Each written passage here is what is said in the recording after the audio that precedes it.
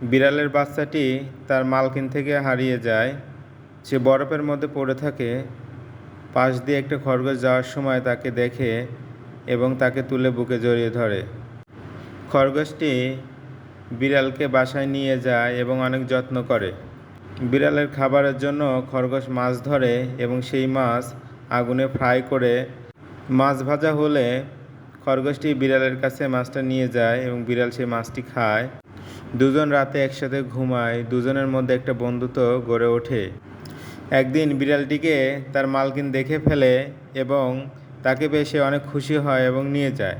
এদিকে বিড়াল ছানার বিরহে খরগোশের অনেক মন খারাপ হয়। সে অনেক কান্নাকাটি করে।